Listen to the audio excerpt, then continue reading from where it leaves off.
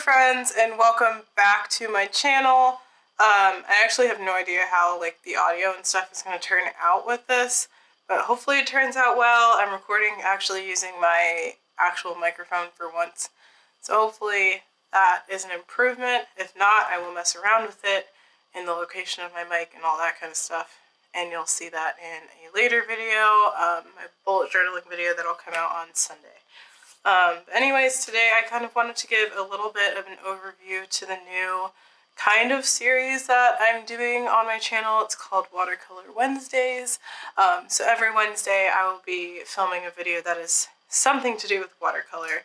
And today I kind of just wanted to do like an overview of my supplies since I just got, bless you, since I just did a pretty big upgrade with all of my supplies and stuff, and I'm still kind of like playing around with my ideal setup and everything, and I thought we would start off with my paints. So I now use Core watercolors, which are absolutely incredible. I really love them. I got the 24 count set, and they are the first professional watercolors I've ever had, and of course now I can't get off the lid. I believe that all of the sets kind of come with this tin that has all of these like wells in it that you can kind of see. So you can definitely use this as a palette. I personally don't because I like my watercolors in pans, but I do have like all the tubes in here. And I thought that this was a pretty good storage case. I know that the bigger tubes are 11 milliliters and these ones are 5, so I'm not totally sure that when I get refills that they'll fit in here. But I'm kind of hoping that they will because this tin is like so cute. And then I just taped, you can kind of see, I taped the color chart that has all the colors in it right in the back in case I ever need to use that for anything. I don't think that I will though. And then today I finished this giant thing. It's a mixing chart of all the 24 colors excluding titanium white. So I booted that one off just because you don't really use white in watercolors. I poured it into a pan even too, like it's in my little tin that I'll show you guys in just a second, but like you don't really use white in watercolors too much. And I will say that I'm very surprised by some of the mixes that I got. As you can see, like the corners are very earthy, and I really like that, especially like the bottom row, like this bottom section is like really earthy, and I really like that, and I want to mess around with that a lot more. But like these top corners are kind of bright, and then this like middle section is really bright, and there are a lot of like greens that I really didn't think you'd be able to make, and there are a lot of browns and like really deep colors that I really want to mix again and then like lighten up and kind of blend them out with some water to see what they'll look like. But this is definitely a good project to do just to see how all of those colors mix together, because they definitely mix really well with each other. There are some colors that mix better with lots of colors. There are some colors that kind of just overtake everything, like this Payne's Gray row right here. You can kind of see that it's just like a really dark spot and Payne's Gray is like super intense. So this is especially one of the places where I kind of want to go through, because there are some like greens in here and in here that are super deep and like mud. They're not really muddy, they're just like super dark because I added too much Payne's Gray. Payne's Gray is one of my favorite colors. But I definitely want to go through and like lighten some of these up, some of these mixes, so I'm definitely interested in doing that. And then I have my tin.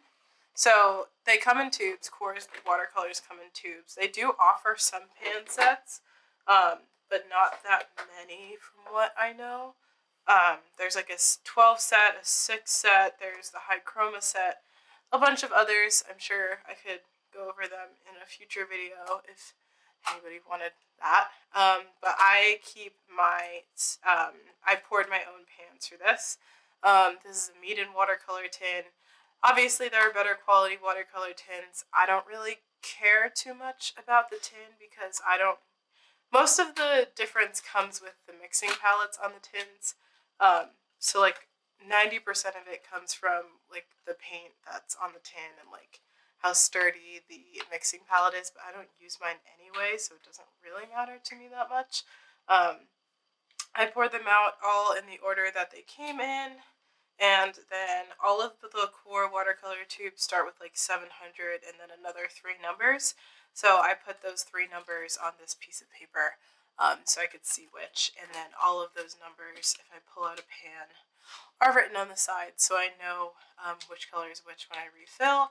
And if I decided to fill some other pans and stuff, I'd still be able to know like which color is which and everything, because as most people know, when you have watercolors in a pan, they look different when you activate them with water and put them on paper. But that's about it. Obviously, it's like a cheaper tin, but like I said, most of the difference comes with like the sturdiness. And as you could see, like mine closes decently well, but I put it in my backpack like literally every single day, so I'm a little bit paranoid about it popping open. So I just took a hair tie and just propped it close with that just to make sure that it doesn't pop open. But sometimes they do come where you can't open them, so it's kind of up to you on the stuff that you want to spend more money on and the stuff that you want to just kind of let be cheap and everything.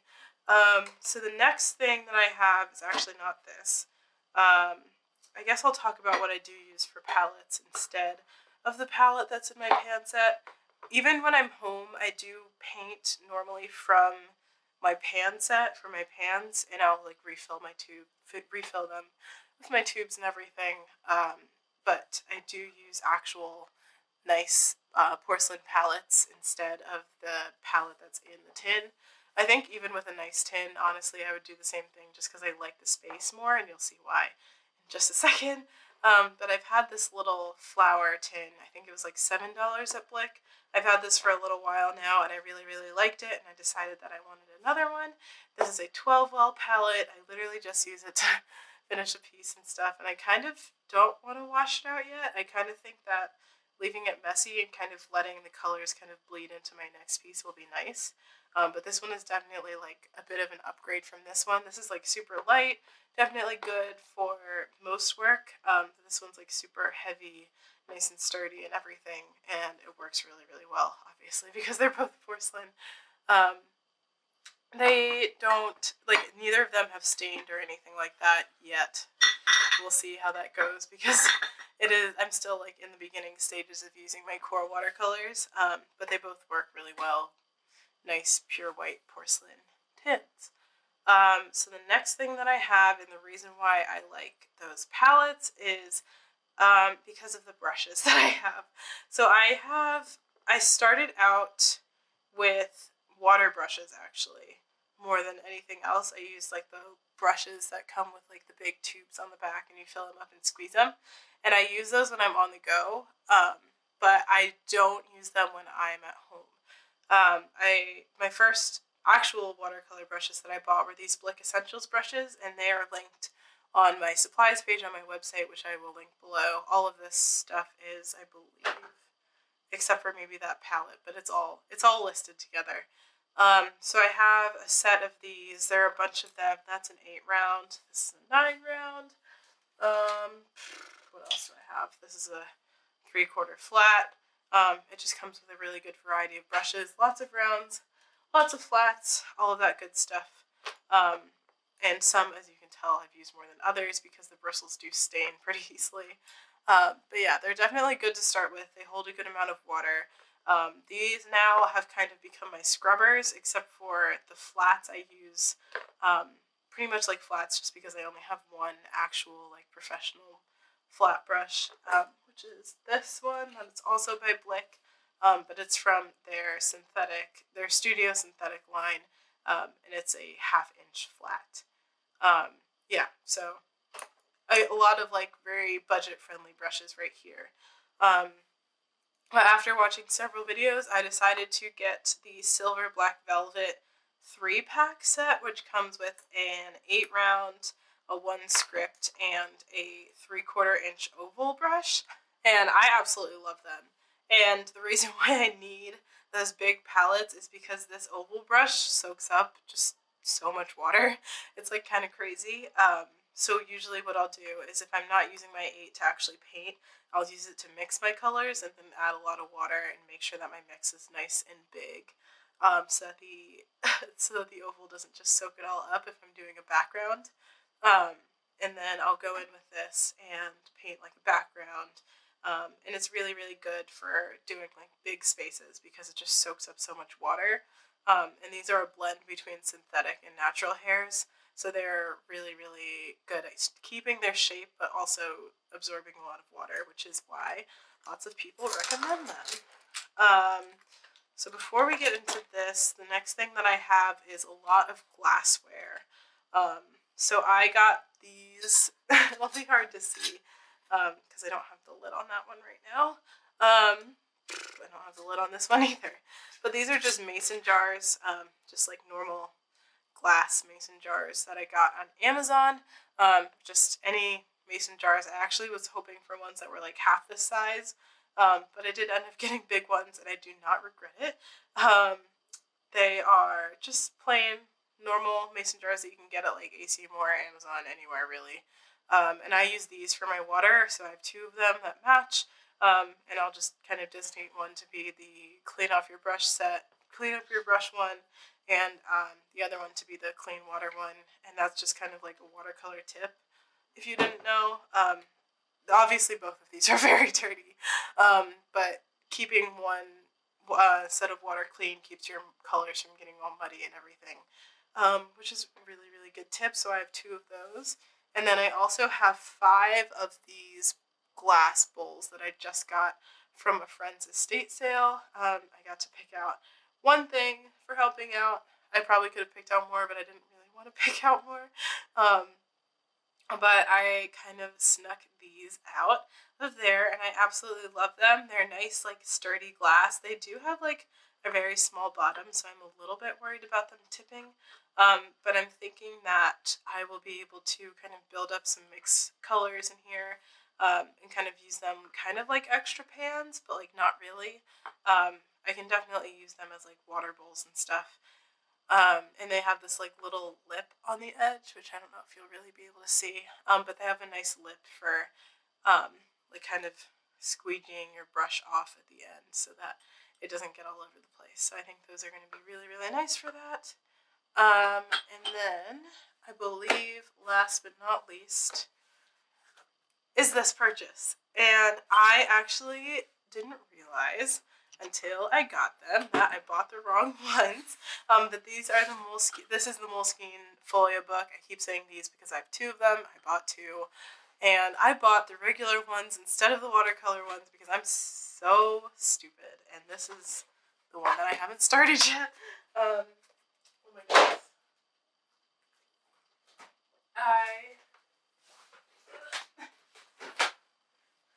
This is the one that I have already gotten into and started and everything. I do bring it to work with me. It's kind of nice to be able to sketch in and just kind of like play around and stuff. I'm not sure what the GSM of this paper is in the sketchbook version, but honestly, it's not that bad for watercolors. I haven't really like sketched out anything like for a painting yet, but I kind of like messed around with my new brushes in here and stuff. Let me zoom out so you guys can see the page and everything. Yeah, it's like fun to mess around in here and everything. The paper is not like I said, the paper is not too bad for watercolors. It definitely warps a lot, which kind of sucks a little bit, but that's okay. The High Chroma set is a set of 6 paints that that Core makes, so I kind of did all of those mixes here and labeled them and everything, and I really liked doing that. And the texture that you can kind of get on this is really cool. Let me zoom in real close on this one. It's a little bit hard to see on camera. I'll try and make it a little bit easier to see, but you can kind of see the ultramarine blue granulating out of the green gold in this really, really pretty green color that I love mixing. And it's just like a really, really cool effect, and I haven't really been able to get it to do that on other paper, which is interesting, but it's definitely really, really fun to kind of experiment in this book. I don't know. I can't explain this page. I was just like going through and exploring and having fun and stuff like that, and that's kind of what these books are made for me. I went through and just faded out all of the colors because there are some really interesting things that happen with core watercolors when you fade some of them out. Like this is green gold, and it kind of goes to this like really bright yellow color. So honestly, I would classify this as yellow. I'm not a huge fan of it at its like full saturation, but as a yellow, it mixes really, really nicely with blues. The magenta can get like super, super deep, but it also fades out to a really, really nice soft pink. And then obviously like quinacridone gold is like this nice deep orangey color, but it fades out to a really, really nice soft yellow. And I really, really liked doing that activity. And then here I was playing with that script brush because I've never had a script brush before. So I was just kind of messing around with like the different things that you could do with that. I kind of want to do more pages like this where I'm like playing around with like one specific thing and kind of messing around with it, but also like prep for pieces and stuff like that. So I really liked doing this page and kind of exploring, and I definitely want to do more pages like this. And then here I'm playing with my favorite color, Payne's Gray, of course, and I was just kind of messing around with how light you could get it, and I was like adding one full squeegee of water from the brush, like dipping the brush in clean water and then mixing it in, to kind of get the variation and fading and stuff. And I think I want to do a one color piece with Payne's Gray with that, and I was just kind of seeing how you could get it to like run through the water, because that's how core watercolors work. And if you've seen like videos of them, or even my last speed paint video, you can kind of see how the colors like really jump when you add them with water and stuff. So I was seeing how Payne's Gray reacted with that. And obviously, like, I have so much more to go. I have a whole other notebook and stuff, and I was swatching in the back because I was like freaked out that I got the wrong notebook, and I kind of wanted to see how watercolors worked on it. They work okay. You can see that they layer with themselves and everything. They get darker. I tried to lift this color, and it didn't really work out that well. And there are some harsh lines. You can see it in some of these. Like here, there's kind of like a harsh line where I like stopped and took a second and then came back to it. And it's really, really hard to scrub out those harsh lines, at least with a water brush. In the brushes that I have, I do not scrub with my black velvet brushes. I'm never going to do that until I like buy a new set or something. But there are some like harsh line issues with this paper. But other than that, it's pretty good for just like general watercolor messing around and everything. And then last but not least was my new purchase of paper. So I use Canson watercolor paper, the XL watercolor paper.